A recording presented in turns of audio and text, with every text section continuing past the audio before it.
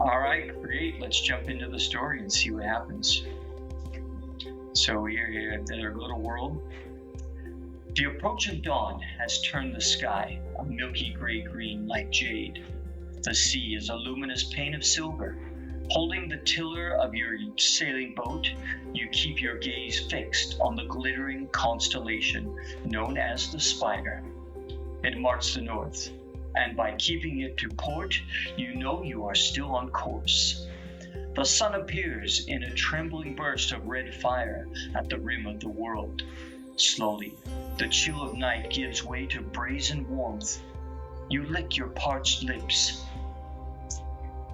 There is a little water sloshing in the bottom of the barrel by your feet, but not enough to see you through another day. Sealed in a scroll case tucked into your jerkin, that's a way of saying clothing. A vest made out of leather is called a jerkin. Is the parchment map your grandfather gave you on his deathbed. You remember his stirring tales of far sea voyages, of kingdoms beyond the western horizon, of sorcerous islands and ruined palaces filled with treasure. As a child, you dreamed of nothing else but the magical quests that were in store if you too became an adventurer. You never expected to die in an open boat before your adventure even began, though. All right, let's see what Tom has to say. Thank you, Tom. Tom says, あなたの日本語はいいですね。すごいね。どうもありがとうございました。All right, so that's our introduction to the story. Let's keep going. And as you're listening to the story, if there's any words you want to know more about, please ask me in the comments. Securing the tiller, that's the thing that you steer the boat with. You unroll the map and study it again. You hardly need to. Every detail is etched into your memory by now. According to your reckoning, you should have reached the east coast of Hakuna Matata, the great northern continent days ago. A pasty gray blob splatters onto the map. After a moment of stunned surprise, you look up and curse the seagull circling directly overhead. Then it strikes you. Where there's a seagull, there may be land. You leap to your feet and scan the horizon. Sure enough, a line of white cliffs lie a league to the north. Have you been sailing along the coast all this time without realizing the mainland was so close? Looks like we're not going to die so soon after all. Staring towards the cliffs, you feel the boat judder against rough waves. A howling wind whips plumes of spindrift across the sea. Breakers pound the high cliffs. The tiller is yanked out of your hands. The little boat is spun around, out of control, and goes plunging in towards the coast. You leap clear at the last second. There is the snap of timber, the roaring crescendo of waves, and then silence as you go under. Striking out wildly, you try to swim clear of the razor-sharp rocks. For a while, the undertow threatens to drag you down. Then, suddenly, a wave catches you and flings you contemptuously up to the beach. It's time to begin your adventure. All right. Battered and bedraggled, you lie gasping for breath until you hear someone walking along the shore towards you. Wary of danger, you lose no time in getting to your feet. Confronting you is an old man clad in a dirty loincloth.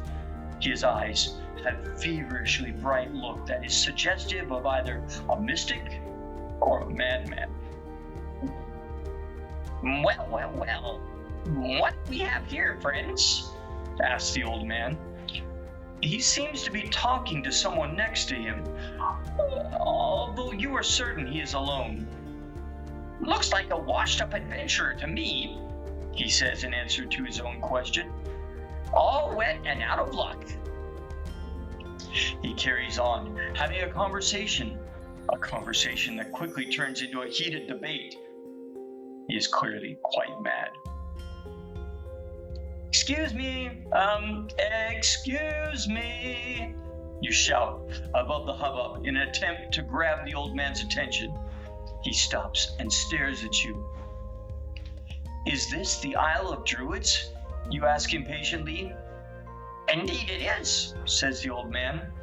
I see that you are from a far land, so it is up to me to welcome you to Hakuna Matata. But I think that you have much to do here, as it is written in the stars that someone like you would come. Your destiny awaits you. Follow me, young adventurer. The old man turns smartly about and begins walking up a path towards some hills. You can just see some sort of monolithic stone structure atop one of them. So, up on the hill, there's this huge building or something made out of stone. Now, we have the choice. Do we follow him? Or do we search around the wreck on the shore before we follow him? I think we should check to see if there's anything useful around first. Aha! You find a small vial holding a reddish concoction. You bless your good fortune when you recognize it is a healing potion. Don't forget to click on the item in the loot chest to transfer to your inventory. Okay. Now, follow the old man or explore the island on your own. Let's roll a 4-sided dice. Odd, I follow the old man. Even, I explored on my own. And I rolled a 1. As we look on our 4-sided dice here, this one you look by the number 1 on top. So we follow the old man, and what happens next? During your short trip upward, the old man regales you with tales of your destiny and fate, continuously arguing with himself as he does so. It's time to make a move. Okay, so this is the stones that he was talking about. So we follow the old man up here. You reach a hill covered with a circle of large obsidian standing stones.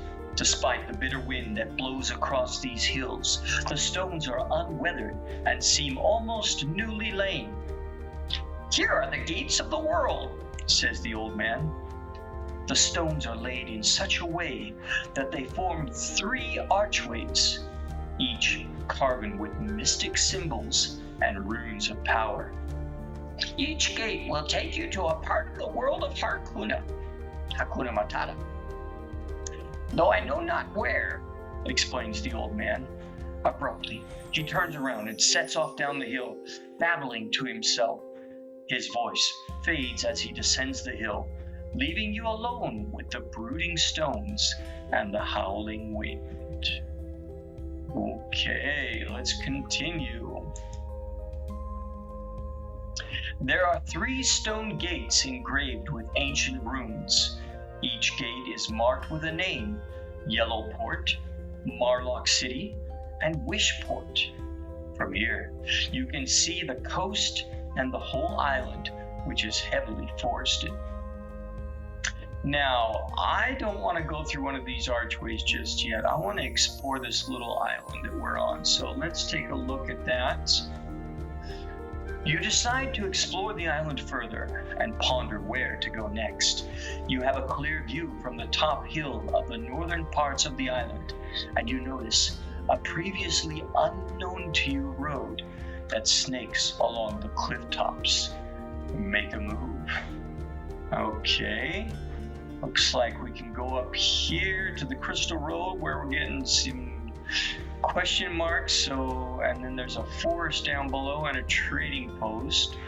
Let's go up to the coastal road first and see what happens. You are on the coastal road that snakes along the wind-swept cliff tops in the north of the Isle of Druids. Oh, okay, we roll the dice to see what happens. So we rolled a 4. We are attacked by highwaymen. Oh no! 2 brigands leap out from hiding and menace you with their swords. One is behind you, one in front. Give it up, they advise. Money's not worth getting killed over. Do we fight them? Or do we run away? Or just hand over our money? Well, let's see. We've got 16 shards, so we don't have a lot of money.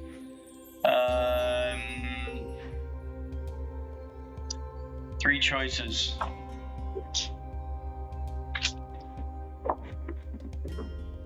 1, 2, we fight them. 3, 4, we run off. 5, 6, you hand over your cash. I got a 1 again. All right, let's fight them. They have an accomplice in hiding who shoots you with an arrow. You lose 1 stamina. The 3rd brigand then leaps up to join his comrades. Continue the fight or surrender and beg for mercy. What do you guys think? Should we fight them? Or should we surrender and beg for mercy?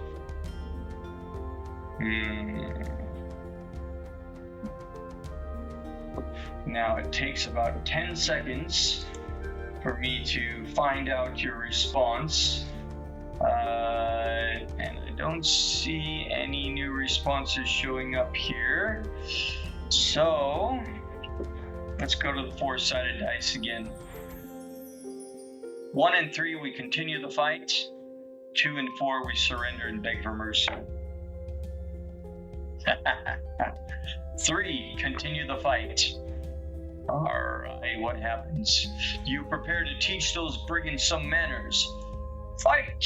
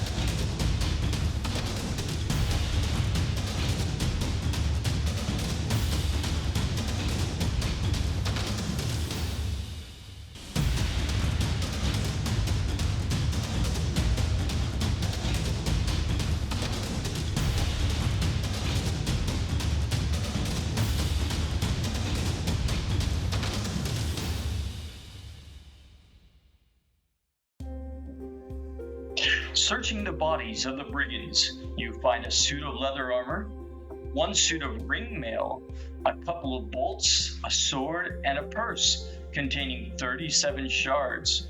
Oh yeah! Well, let's take the items. I'm sure we can sell some of them. And, okay, make a move. Now, oh, okay, it goes back to that screen again. I'm curious, how I can. Now, there's some things I don't know about this game yet. I want to be able to go. There we go. Okay, so I've got leather armor on. I've got a mace. The mace is damages 3 to 5. The sword is 1 to 6. Okay, this average damage is a little bit higher, so let's stick with that.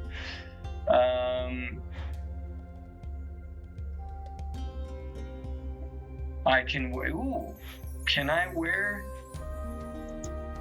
I can wear the ring armor. That brings up my defense. That's cool. Okay. All right. Good. So let's go. Now, there's probably some useful things in town here. I'm going to check out this forest first, though, before I go to town. The trees are closely packed, leaning together as if in conference, whispering quietly among themselves.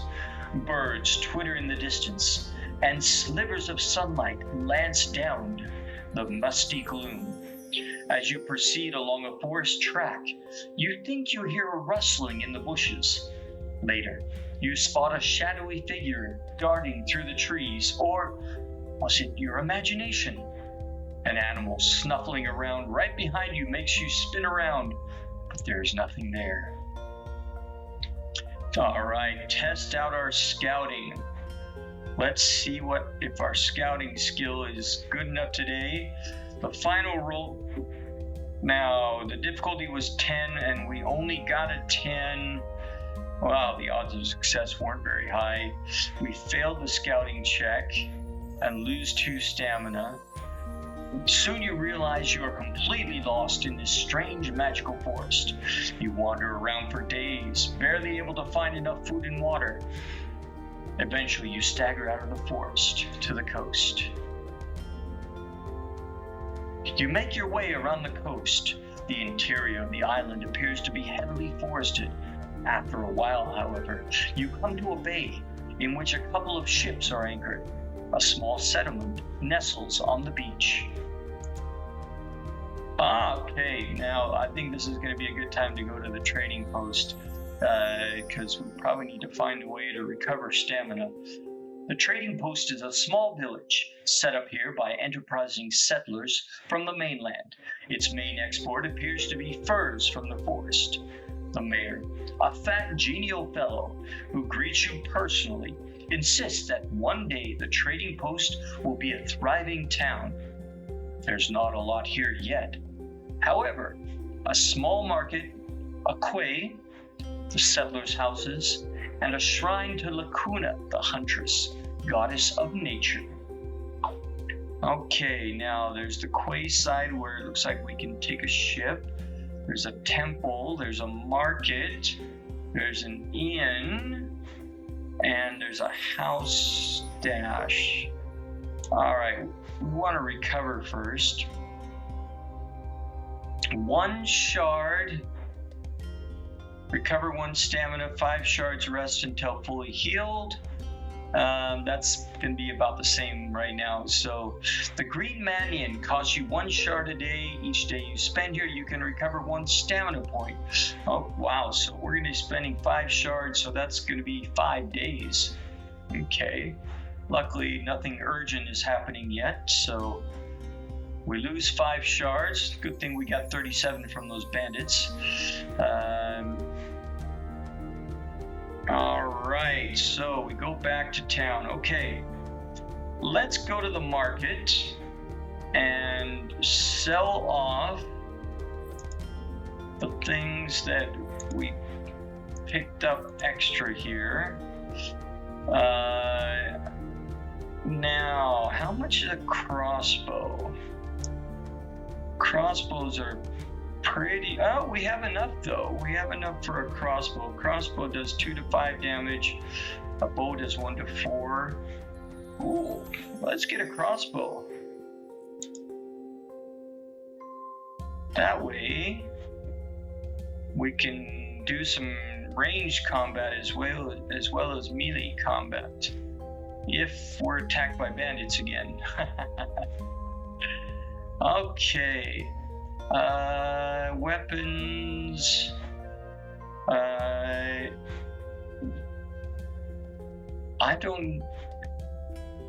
Let's get a bunch of bolts just to be safe.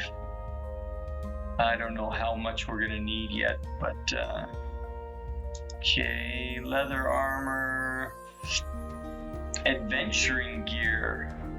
Now the rope is pretty useful. Let's take a look and see what else there is first.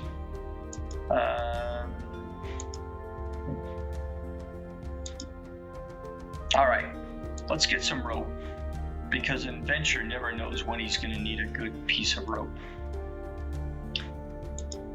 So, we've got some supplies, we're rested up.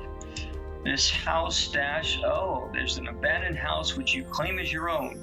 When you're back in the town view, click on the chest icon to access your new personal storage.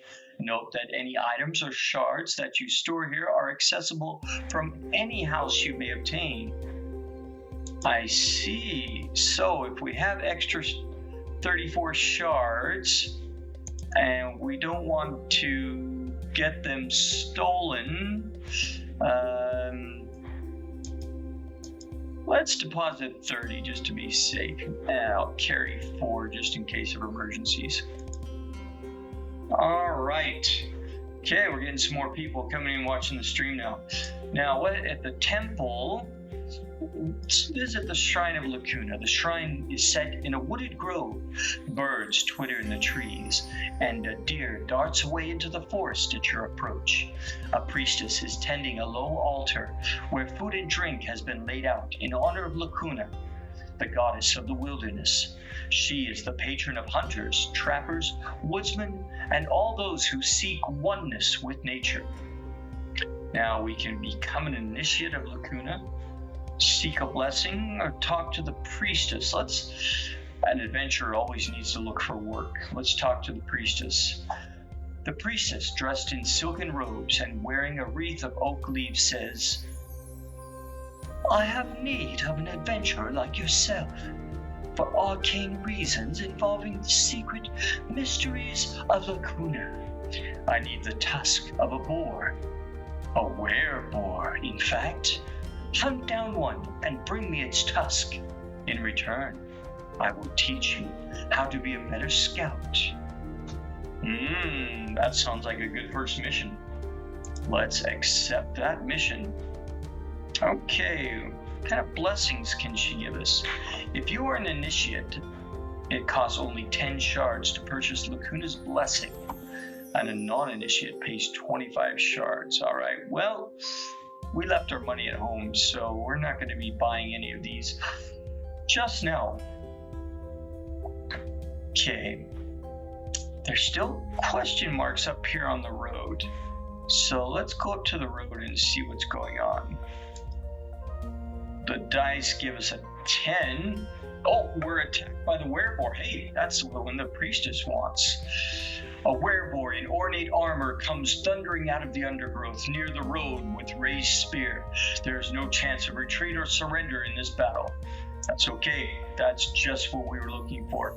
The priestess wants us to kill this guy and take its tusk. So,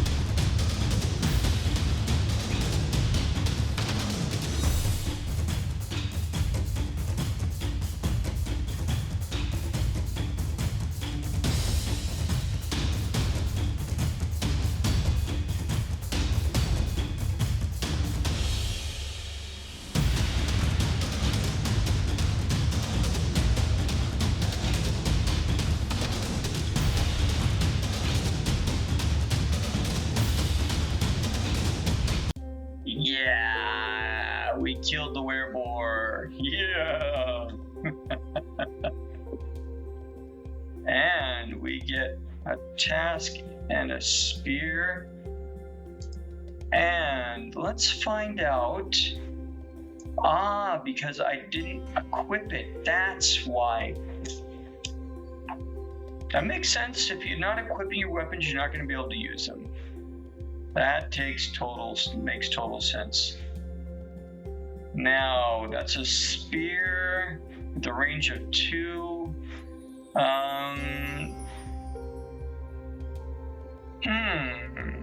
Combat +1. Let's switch to the spear. Okay, now we got something the priestess wants, so let's head back to the priestess and get her reward. Yes. Visit the shrine to Lacuna. Talk to the priestess. Yes, our scouting skill goes up 1 permanently. The priestess, who's wearing the skin of a wolf and is covered in red paint, welcomes you gleefully.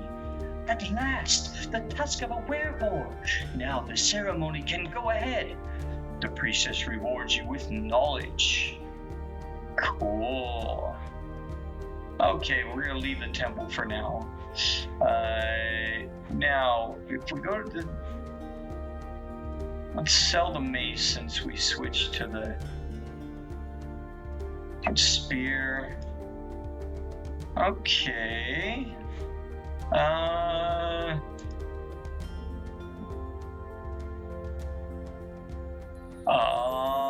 Okay. Yeah, let's recover. You always want to be fresh for a new adventure. Okay, let's go to the forest and see if we are with our improved scouting. We have a 41.7%, and we succeeded in our scouting check. You struggle deeper into the forest until you come to a thick wall of impenetrable thorn bushes circling it. You find there's a break in the hedge, but is filled by a large tree. To your surprise, a face forms in the trunk, and it speaks in a woody voice. None can pass. Be gone, human.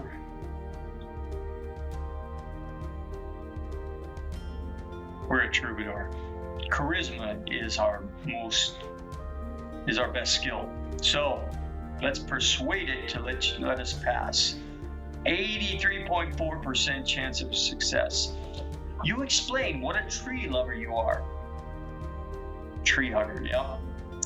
And that your heart has always been at home in forests. You portray yourself as the greenest adventurer ever. You even try to give that tree one big hug. And we roll the dice, and the 14 is enough. Successful charisma check. Well, I suppose I could let one such as you through, says the tree thoughtfully.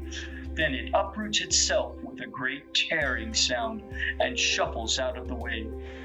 There you go, says the tree. You may pass. You walk through the thorn bush gate.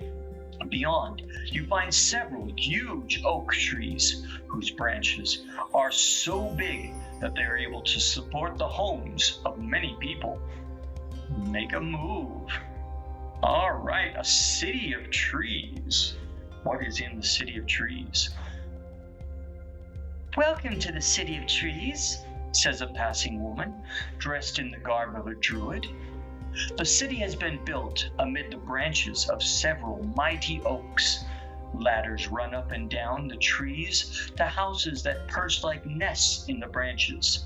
You are not allowed into any houses, but the druids allow you to barter at the market. Good things in the market. Well, we don't have enough money for anything, really.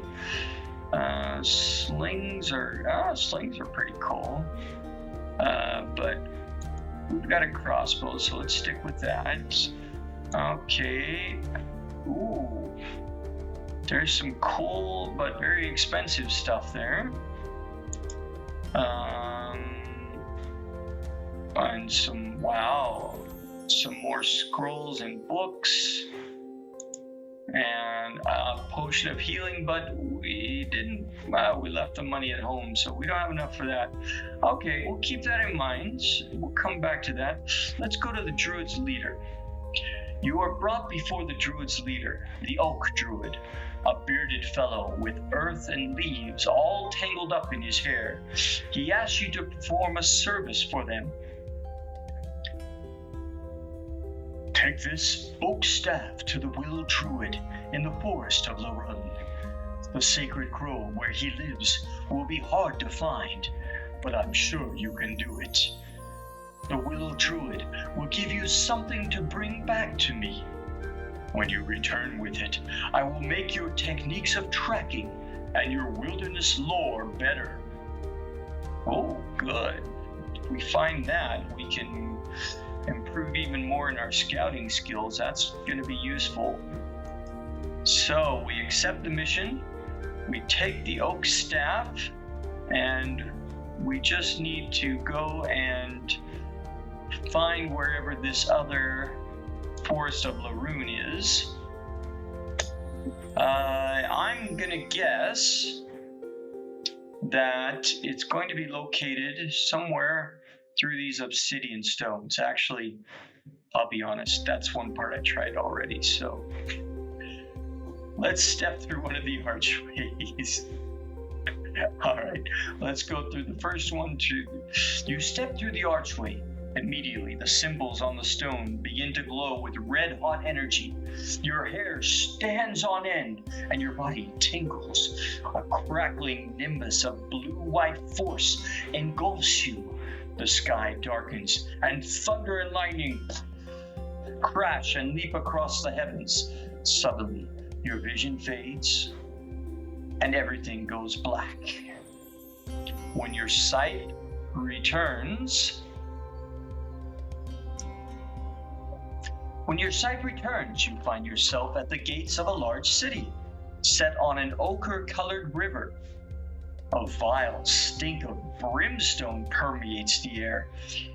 You wrinkle your face up in disgust and gag involuntarily. Welcome to Yellowport, says a passing merchant.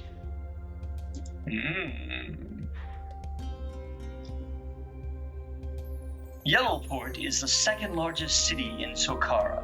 It is mainly a trading town and is known for its exotic goods from distant Ankon Konu way to the south. The stinking river brings rich deposits of sulfur from the lake of the Sea Dragon down to the town, where it is extracted and stored in the large waterfront warehouses run by the Merchants Guild. From here, the mineral is exported all over Hakuna Matata. Unfortunately, all that sulfur has its drawbacks. The stink is abominable, and much of the city has a yellowish hue. The river is so full of sulfur that it is virtually useless as a water source of food or of drinking water. However, the demand for sulfur, especially from the sorceress guilds, is great. Politically, much has changed in the past few years. The old and corrupt king of Sokara, Korin VII, has been deposed and executed in a military coup. General Grieve Marlock and the army now control Sokara. The old council of Yellowport has been indefinitely dissolved, and a provost marshal, Marlos Marlock, the general's brother, appointed as military governor of the town. To leave Yellowport by sea, buy or sell ships and cargo, go to the harbor master. All right, got a number 4 here next to the temple. What does that mean? There are 4 different temples here. Okay, so that's one thing. Let's go back for now. It costs 200 gold to buy a house here to access our stash. Provost Marshal. You wait several hours to be seen by one of the Provost Marshal's aides, a certain Captain Royser. Again, adventurers need to earn money, so we're going to go look for something to do. Let's convince him of our loyalty to Sokara. Use those bard skills. Okay, this is going to be a tough one. We got to roll more than an 11. Ooh, but we have no bonuses. But we still got enough. All right, we got our Christmas bonus of 6 plus 4. Okay, I see how this system works. This is a pretty simple 2d6 system. I like my d20s better, but different systems are okay. So, Captain Royser is impressed with your claims of loyalty, Sokara, and decides you could be useful in the Provost Marshal. The Provost Marshal is a rich and powerful man, cunning and capable. I have need of someone like you, he says. A group of rebels, loyal to the old king, are hiding out in the cold bleak mountains. Their leader, Nurgen Korin, is dangerous to us, as he is heir to the old throne and a rallying point for the rebels. Penetrate their stronghold and slay Nurgen Korin, and you will be richly rewarded. I can promise you 500 shards and a title if you succeed. Wow. Okay. I don't really, rebels are not that good. And at the risk of becoming a murder hobo, let's take the mission. Very well, says the Provost Marshal, and dismisses you. You leave the palace. Okay, so there's one job. The Trade Guild. The Merchants of the Trade Guild of Yellowport is a large building of granite, plushly decorated inside to show off its wealth. Here you can bank your money for safekeeping, or invest it in guild enterprises in hope of making a profit. You hear that the guild master is looking for adventurers. Oh, cool. We can make an investment. Now kids, this is very important. You should learn at a young age to invest your money. Let your money make money for you, not just spend it. Current investment, 0 shards. Oh, okay, but we need 100. You can invest multiples of 100 shards. Okay, so we don't have enough. Don't forget that you can lose money as well. Okay, so there's a little bit of risk to investing, but we don't have enough to start right now. So let's visit the Guildmaster and see what work he has. Guildmaster Vernon of Yellowport is surprisingly eager to see you. He is a hugely fat and bejeweled merchant, and he tells you that a group of rat men have made a base in the sewers beneath the city. They come out at night to raid the warehouses and homes of the merchants of Yellowport. We need an adventurer like yourself to destroy their king, explains the Guildmaster. Without him, the ratmen won't be able to organize a feast in a larder. We'll pay you 450 shards if you succeed. Ooh, cool. That's another big quest. Vernon tells you that the sewers can be entered by an old disused well in the port quarter. Whenever you are ready to enter the sewers, they will be accessible when you explore the city. Okay, now we've got 2 pretty big paying missions. But I'm curious to see if we can find that Druid's mission first. Now, it said something about a 4 is called Laroon. Let's travel up the riverbank and see where that is. We're just about out of time tonight. We're going to go for 8 more minutes. Let's see what happens on the road. You're stung by a large golden insect. Ouch! You've been poisoned by the sting of an insect. That should be sting, not stung. Stung is the past tense. But we had past tense in poisoned already. You have 1 point subtracted from your combat as you are weakened. Although no ability can drop to 0. You are poisoned, but you can restore your abilities to normal if you get cured. Okay. So for the time being, combat is not a good idea. There's more forest up here. The stinking river has cut its way through the high ground here.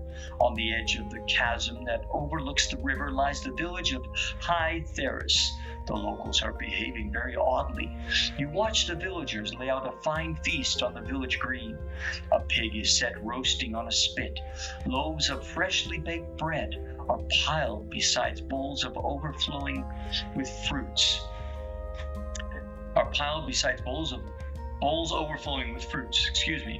Butter and cheese. Lastly, the richest merchants of the village bring coffers full of silver, which they set beside the table. To your amazement, instead of sitting down to dine, the villagers then scurry home and start closing the shutters on their windows. Sounds to me like someone is going to make a sacrifice to a dragon. They said something about dragons before, right? What goes on here, you ask? Oh, I should be using a female voice. Why do you behave so oddly? The villagers seem quite frightened of you, but one old fellow has nerve enough to reply, This banquet is for the ghosts of 3 travelers who lost their way in a storm, fell into our mill pond and were drowned. Okay, so it's not a dragon, it's ghosts. When was this, you ask? 7 years since. They come every year on this night, and if we didn't placate them with victuals and treasure, there'd be a mess of trouble. How do you know that? Old Megan told us, he says. She knows much about such things.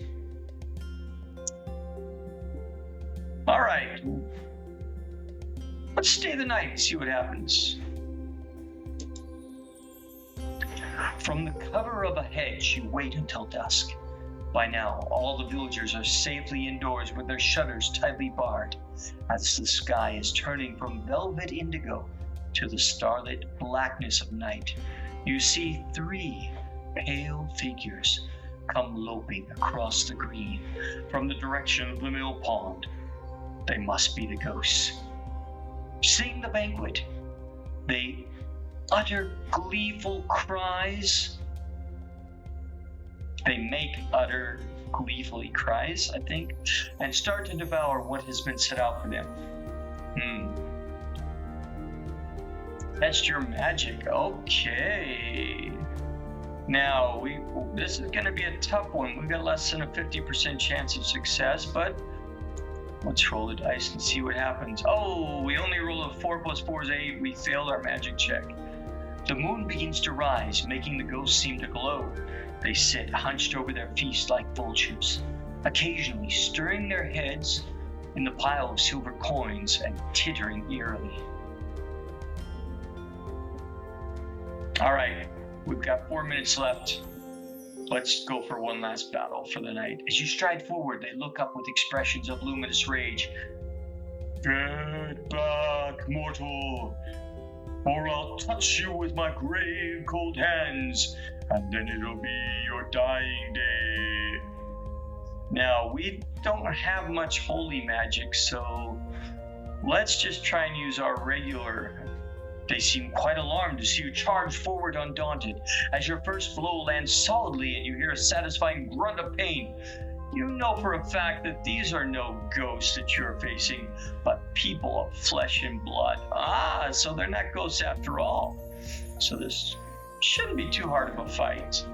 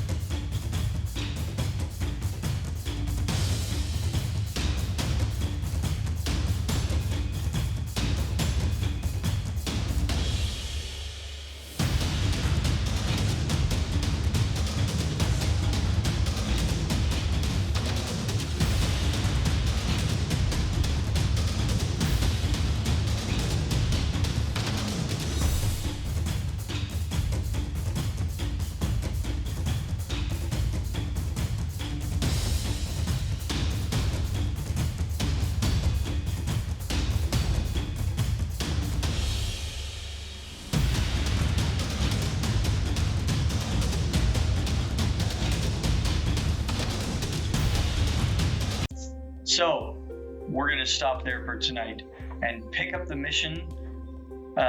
Well, let's at least finish the victory and see what we get from winning the ghosts. Okay, you have soon laid the figures out like 3 logs on the village green. They are badly hurt, but still alive. Now you can get a better look at them. You see that they are dusted all over with flour, giving them a spectral appearance. You summon the other villagers. At first, they are loath to venture out and inspect the 3 strangers. But the fact that you survived convinces them there are no ghosts to worry about. "Why, it's old Megan," cries a man as he clasps eyes on one of the 3. "And here's Braddock the miller and Lane Pogmar. Why are they all covered in flour? Where are the ghosts?" You shake your head and sigh at the stupidity of the yokels. "There weren't any ghosts," you explain. "It was these 3 all along." Are we going to get a... Oh, cool. Out of gratitude, the villagers present you with 80 shards. You do not wait around to see what fate befalls old Megan and her accomplices. In theory, they should be taken to the assizes in the nearest town, but feelings run so deep in this case that you suspect there will be some rough justice meted out.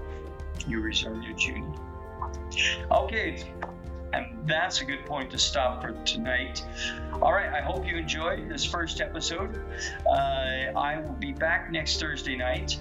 I'm going to do my best to be on time again. I do have one filming that may cause me to be a little bit late, but I'm going to do my best.